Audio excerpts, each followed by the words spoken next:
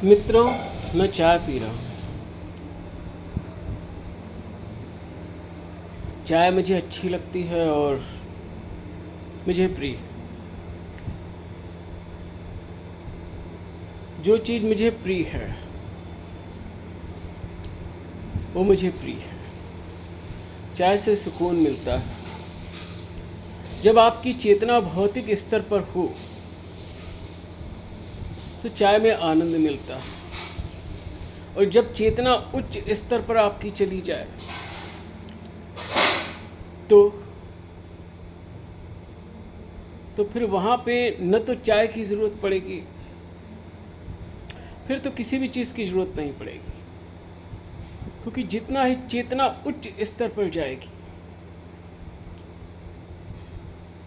उसको स्वयं में ही आनंद की अनुभूति होने लगेगी, स्वयं में ही शांति की अनुभूति होने लगेगी।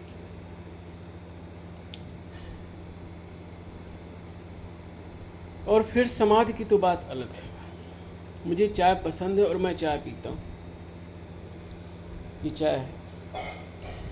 और पहले मैं बहुत सी कंपनियों की चाय पीता था जो बहुत महंगी मिलती थी। अब मैं अपने बाज़ार से, जो सीतापुर की पुरानी बाज़ार है, पुरानी मार्केट, वहाँ एक दुकान से चाय ले आता हूँ और वो चाय मुझे अच्छी लगती है और वो चाय पत्ती सस्ती पड़ती है।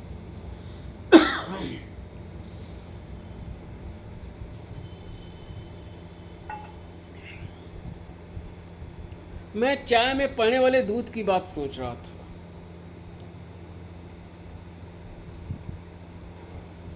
अब इस समय जो दूध देने वाले आते हैं घरों पर, तो मैं सभी की तो बात नहीं कर रहा हूँ, लेकिन बहुत से दूध वाले दूध में बहुत पानी मिलाते हैं, और जब दूध में पानी मिला हो तो उस दूध की चाय अच्छी नहीं बनेगी। चाय अच्छी तभी बनेगी जब दूध अच्छा हो। तब मुझे समझ में आता कि जो पैकेट वाले दूध होते हैं वही अच्छा है, और पैकेट वाले दूध में भी जो मलाई वाला दूध पैकेट होता है उसकी चाय अच्छी बनती। अब ये बात सुनने में आती कि उसमें पता नहीं क्या क्या मिला हो सकता है, जैसे केमिकल मिला हो सकता है, या उसको बनाने की कुछ विधि ऐसी हो सकती कि उस दूध से आपको कुछ दुष्प्रभाव पड़े, तो वो दुष्प्रभाव मैं सहन करता हूँ। अब उस दुष्प्रभाव से अगर हमें बचना है तो मैं चाय पीना ही छोड़ दूँ, या फिर उस दुष्प्रभाव से बचना है तो हम एक गाय पालें, और गाय पालने के लिए जो है जगह होनी चाहिए। शहरों में सबके मकान बिल्कुल कबूतर खाने की तरह हो गए। प्रायः अधिकतर, सभी को नहीं कह रहा हूँ, प्रायः अधिकतर लोगों के मकान कबूतर खानों की तरह, ना उनमें आंगन है, ना बाहर जो है द्वारा है। द्वार वाली बातें गई। तो गाय पाले कहाँ पे? मैंने बचपन में गाय पाला है, मेरे पिताजी ने गाय पाली, और मैंने गौ माता की सेवा की। मेरे ननिहाल में भी गाय थी, तो मैं गौ पालन को समझता हूँ, और गौ पालना मुझे बहुत प्रिय है। मेरा मन होता कि गाय हो, कम से कम 2 गाय हों, और उनके छोटे छोटे बछड़े घर में घुस आए, आंगन में खेलें कूदें।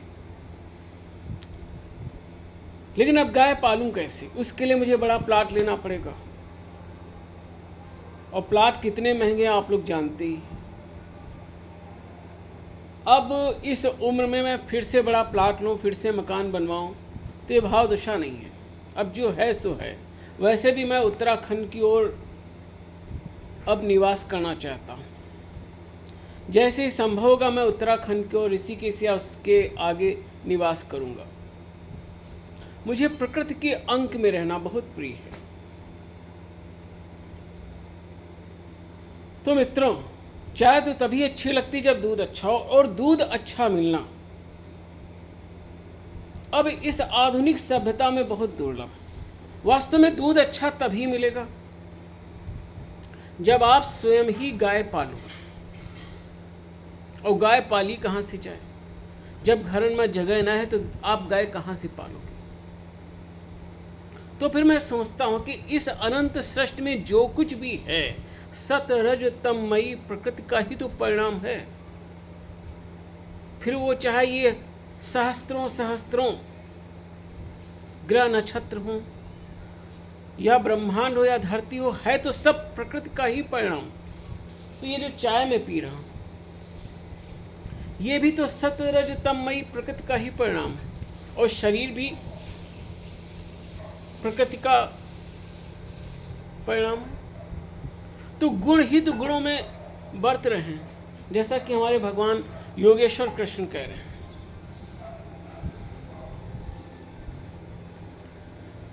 जैसा कि हमारे भगवान योगेश्वर कृष्ण कह रहे हैं, ये जो ऐसी की शीतलता है वो मुझे ऐसा आभास कराती कि जैसे मैं पर्वतीय क्षेत्रों में हूँ। जैसे लगता है कि मैं ऋषिकेश में पहुंच गया है, जैसे मुझे लगता है कि मैं ऋषिकेश के आगे पर्वतीय क्षेत्र में पहुंच गया।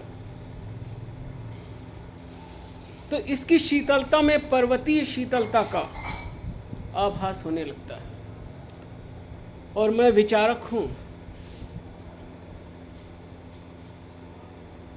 ध्यान में लीन होता हूं, तो जो आध्यात्मिक साधक है उसके लिए जो ठंडे प्रदेश होते हैं वो अधिक उत्तम होते हैं। तभी तो बहुत से ऋषि मुनि पर्वतीय क्षेत्रों में चले जाते थे तपस्या करने। जब श्रीमद् भागवत पुराण संपूर्णता से भगवान नारायण ने सुना दी उद्धव को, तो कहा तुम अब बद्रिकाश्रम चले जाओ, वहां तपस्या करो जाके।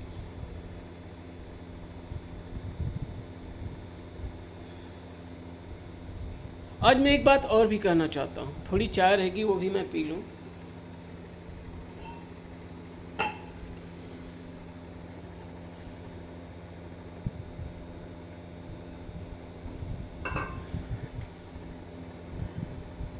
आध्यात्मिक साधना में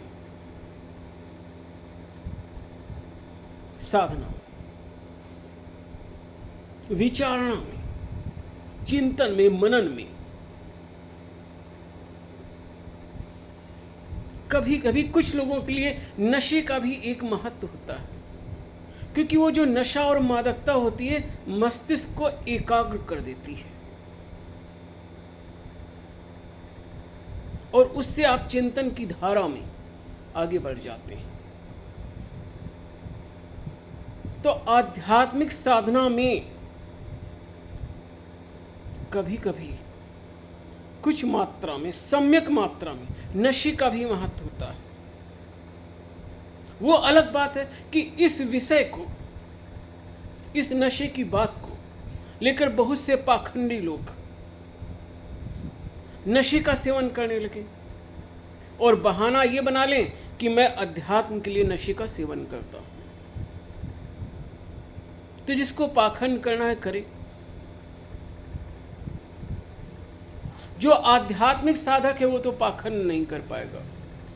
नहीं, नशे का सेवन आनंद के लिए करो, सांसारिक सुख के लिए करो, वो भी उत्तम है। हाँ, आप दूसरे को कष्ट ना दें, दूसरे को कष्ट ना पहुंचाएं, लेकिन आध्यात्मिक मुखौटे में पाखंड ना करें कि मैं अध्यात्म के लिए नशा करता हूं। नशा करना है तो करो, लेकिन उसके लिए आध्यात्मिक पाखंड ना करो। तुम संसार को धोखा दे सकते हो, स्वयं को धोखा नहीं दे सकते। तो नशे का सेवन कभी कभी कुछ लोग आध्यात्मिक साधना में भी करते हैं, विचारणा में भी करते हैं, गहन विचारधारा में जाने के लिए भी करते हैं, और माइंड को रिलैक्स करने के लिए, एकाग्र करने के लिए भी करते हैं। तो बहुत से आध्यात्मिक साधक कभी कभी, कुछ, बहुत से तो नहीं लेकिन कुछ आध्यात्मिक साधक कभी कभी नशे का भी सेवन करते हैं आध्यात्म साधना में। तो उसका ये होता है कि प्रारंभ में उन्होंने अपने मन और मस्तिष्क को एकाग्र करने के लिए उसका उपयोग किया, फिर आगे उनको नशे की जरूरत नहीं पड़ती।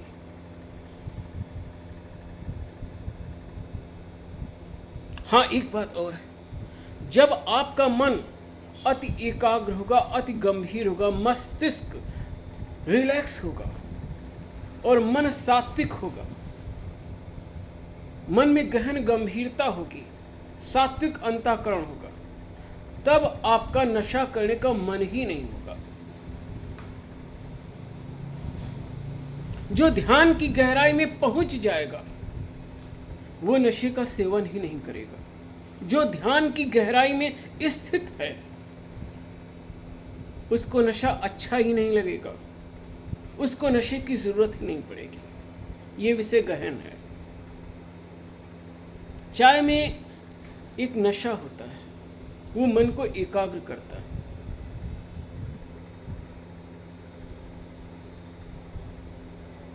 आज 15 अगस्त है, एकदम से मुझे ध्यान आ रहा है, लोग स्वतंत्रता का पर्व मना रहे हैं। लेकिन मित्रों, अभी मैं देखता हूं कि हमारे राष्ट्र भारत की स्वतंत्रता घोर अपूर्ण है।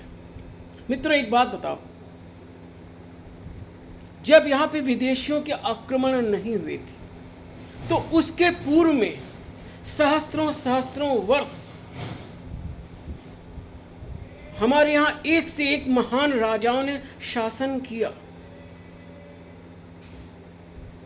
और उनका शासन कितना महान था, कितना श्रेष्ठ था। तो वो जो शासन करते थे उनके शासन की आज भी महान प्रशंसा होती है। तो जब उनके शासन की महान प्रशंसा होती है तो वो जिस संविधान का आश्रय लेकर, जिस संविधान को माध्यम बनाकर जनता में सुंदर श्रेष्ठ शासन करते थे, वो संविधान, वह संविधान कितना महान, कितना दिव्य था। परंतु उस संविधान की बहुत से अज्ञानियों ने अज्ञानतापूर्ण व्याख्या करके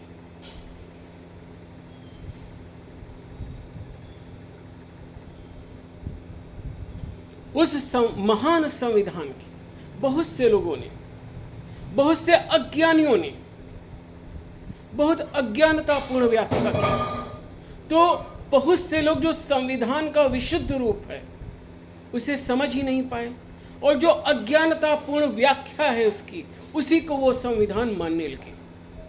कालांतर में बहुत से लोग उस महान दिव्य संविधान की निंदा भी करने लगे। लेकिन उस संविधान को यदि आप विशुद्ध अंतःकरण से सत्य सत्य व्याख्या में आप अध्ययन करें तो संविधान महान है, विश्व का महान संविधान है। और उस संविधान का नाम है मनुस्मृति। मनुस्मृति के आधार पर सहस्त्रों राजाओं ने इस धरती पर महान शासन किया। तो हमें आज उस मनुस्मृति का श्रद्धा से स्मरण करना चाहिए और स्वयं अध्ययन करना चाहिए। शब्दों का, वाक्यों का विशुद्ध अर्थ लेना चाहिए। हम अपनी स्वयं की प्रज्ञा से उस महान शास्त्र को अध्ययन करें। मनुस्मृति सनातन राष्ट्र भारत का सनातन संविधान है। मनुस्मृति सनातन राष्ट्र भारत का सनातन संविधान। मनुस्मृति महान संविधान है, दिव्य संविधान है। ब्रह्मर्षि मनु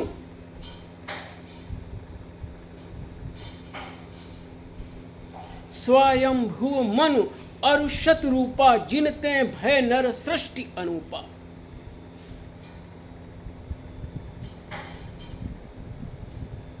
तो ब्रह्मर्षि मनु का जो संविधान है, मनुस्मृति, वो इस सनातन राष्ट्र का सनातन संविधान है, सनातन संविधान है। उसका आप स्वयं अध्ययन करें, उसका आप स्वयं अध्ययन करें। और जब आप स्वयं अध्ययन करेंगे विशुद्ध प्रज्ञा से, तो उस संविधान के प्रति आपके अंतःकरण में महान श्रद्धा उत्पन्न होगी। दूसरी बात, कहने को लोकतंत्र है, लेकिन समाज की शक्तियों का प्रयोग कुछ वर्ग, कुछ लोगों के ही हाथ में आ जाता है। फिर यह लोकतंत्र कैसा? लोकतंत्र का मतलब तो यह है कि जनता का शासन हो। आज जनता का शासन है ही कहां? तो जनता की अधिक से अधिक भागीदारी समाज के संचालन में होनी चाहिए। तो मित्रों, स्वतंत्रता नहीं है। हम अपने सात्विक अंतःकरण के अनुसार स्वतंत्रता से जी भी नहीं सकते। न जाने कितने अनावश्यक कानूनों में हमारी जनता परेशान हो रही है। जब संविधान में संशोधन हो सकता है, तो जो अनावश्यक कानून हैं, उन कानूनों में भी वैधानिक प्रक्रिया से संशोधन होना चाहिए। बहुत से कानून अनावश्यक हैं। बहुत से निर्दोष लोग कारावास में बंद हो जाते हैं। किसी ने अगर कोई अपराध किया है, तो अपराध के अनुसार उसको सम्यक दंड मिलना चाहिए। लेकिन कोई थोड़ा सा अपराध करे और उसको जरूरत से ज्यादा दंड मिले, तो ये भी तो अन्याय है। और हमारे कारावासों में न्यायिक वातावरण होना चाहिए। कारावासों में हमारे कैदी बंधुओं के साथ अन्याय नहीं होना चाहिए। वहां पे उनके मन का सुधार होना चाहिए। वहां पे उनको दिव्य संस्कार मिलना चाहिए और वहां पे वो शांति से और सुख से रहें। वहां उनके साथ अत्याचार नहीं होना चाहिए। वहां उनके साथ अपमान नहीं होना चाहिए। वहां भी उनके साथ सम्मान होना चाहिए। अपराधी को सजा तो मिले, लेकिन उसका भी आत्मसम्मान होता है। उसको भी आत्मसम्मान से जीने का अधिकार है। तो अपराधी को भी अगर सजा मिल रही है, तो उसके आत्मसम्मान का ध्यान बना रहे। तो कारावासों में ऐसे दंड की व्यवस्था होनी चाहिए कि वो एक मंदिर और तीर्थ की तरह हो, जहां पे लोगों को अपने मिलने वाले दंड का भी एहसास हो, लेकिन उनको वहां पे दिव्य संस्कार मिले, उनका सुधार हो और वे वहां स्वाभिमान से और शांति से रह सके। अब दूसरी बात मैं जनता की कहता हूं। आज जनता कितना परेशान है। जो प्रतिभावान हैं, जो परिश्रमी हैं, उनको अपनी प्रतिभा, अपने परिश्रम का फल ही नहीं मिल रहा है। ये कितना घोर अन्याय है कि हमारे बच्चे, हमारी युवा पीढ़ी कितना अधिक प्रतिभावान होती है, कितना अधिक परिश्रम करती है, लेकिन उसे अपनी प्रतिभा और परिश्रम का फल नहीं मिलता है।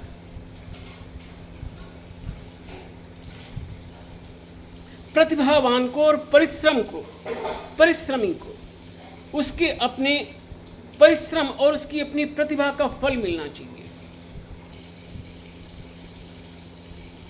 जिस अनंत पर ब्रह्म नारायण वासुदेव ने अविकाराय शुद्धाय नित्याय परमात्मने सदैक रूप रूपाय विष्णवे सर्वजिष्णवे, जिस पर ब्रह्म नारायण वासुदेव ने इस सृष्टि का सृजन किया है, उस सृष्टि में सभी लोगों के लिए भोजन है, सभी लोगों के लिए निवास की सुविधा है और सभी लोगों के लिए सब अन्य सुविधाएं हैं। तो समाज ऐसा होना चाहिए कि सबको सुख मिले, सब लोग शांति से रह सकें, सबको सुरक्षा मिले। तो मित्रों, स्वतंत्रता कहाँ है? तो स्वतंत्रता के गीत गाना मृत तृष्णा में गीत गाना है। स्वतंत्रता के लिए जब समाज संघर्ष करेगा, जब जनता संघर्ष करेगी, जब जनता में चेतना का विकास होगा कि हमें स्वतंत्रता के लिए संघर्ष करना चाहिए, तब स्वतंत्रता का आविर्भाव होगा। अभी स्वतंत्रता नहीं है, बहुत परतंत्रताएं हैं। स्वतंत्रता के लिए संघर्ष करो, स्वतंत्रता के लिए गीत मत गाओ। और एक बात और कहूंगा, तार वीणा के स्वर में हो तो झंकृत होगा अंतर मन, शांति जीवन में आ जाए तभी झूमेगा अंतर मन।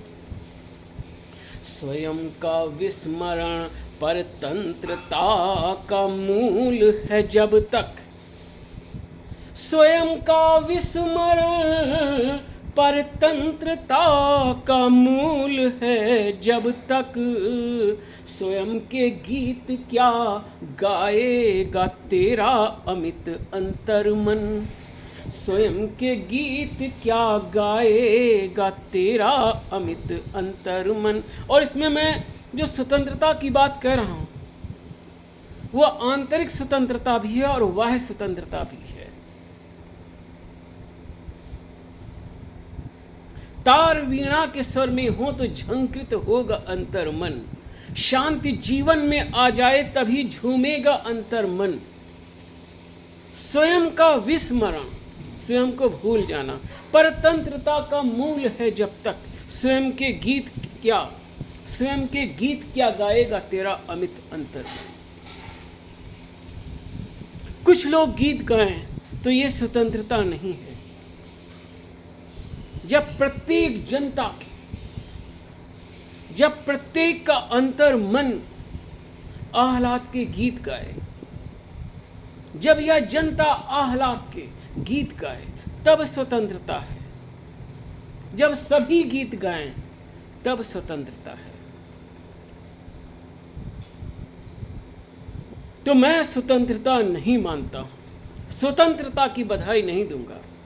हाँ, विश्व का कल्याण हो, यह मैं कह रहा हूं। विश्व का कल्याण, मेरे राष्ट्र का भी कल्याण हो, विश्व का भी कल्याण हो, राष्ट्र का कल्याण हो, विश्व का कल्याण हो, प्राणियों में सद्भावना हो। एको सद विप्रा बहुधा वदन्ति वसुधैव कुटुम्बकम वंदे मातरम। सत्यमेव जयति नानृतं सत्येन पंथा विततो देवयाना येनाक्रमन्ते ऋषयो ह्याप्त कामा यत्र तत् सत्यस्य परमं निधानम्। हिरण्मयेन पात्रेण सत्यस्य अपहितं मुखं तत्त्वं पूषन्न पावनं सत्य धर्माय दृष्टये। ओम नमो नारायण, ओम नमो नारायण, ओम नमो नारायण, ओम नमो। मैं एडवोकेट अमित श्रीवास्तव, स्वामी अमित श्री नारायण, नैमिषारण्य क्षेत्री, सिविल कोर्ट द्वार संख्या 3, सीतापुर, उत्तर प्रदेश, भारत, पूर्व प्रत्याशी, वरिष्ठ उपाध्यक्ष बार एसोसिएशन सीतापुर, पूर्व उपाध्यक्ष संस्कार भारती, सदस्य हिंदी सभा सीतापुर, सदस्य हिंदी विधि प्रतिष्ठान सिविल कोर्ट सीतापुर, सदस्य विश्व हिंदू परिषद। ओम नमो नारायण।